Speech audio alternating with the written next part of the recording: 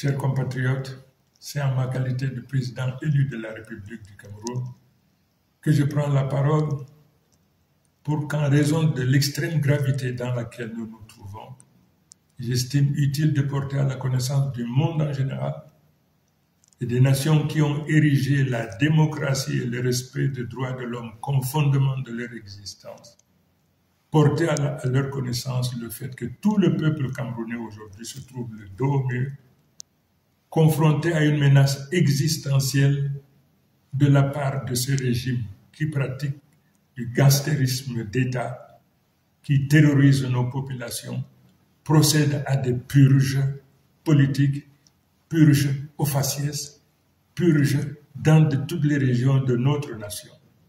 Une situation inacceptable, intolérable, dès lors qu'en dehors de toute procédure judiciaire, des dizaines, des centaines, des milliers de Camerounais sont arrêtés, incarcérés, persécutés. Je voudrais donc également attirer l'attention de tous les Camerounais, mais en particulier de tous ceux qui ont foi en Dieu, du sacrilège, de la profanation auquel s'est livré le président Biya lors de la soi-disant prestation de serment. Le monde entier sait que Biya n'a jamais été élu. La nation camerounaise dans son ensemble sait que Biya n'a jamais été élu. Mais qu'il se permette de poser la main sur la Bible au nom de Dieu. Il apparaît donc aujourd'hui à tout le monde que pour M. Biya, Dieu n'est qu'un instrument qui lui permet donc de réaliser ses basses besognes. Je voudrais donc dire à ce régime qui pratique du gangstérisme d'État, qui se livre à du terrorisme d'État, qui arrête à tour de bras, qui procède à des purges ethniques, des purges au faciès sur l'ensemble du territoire.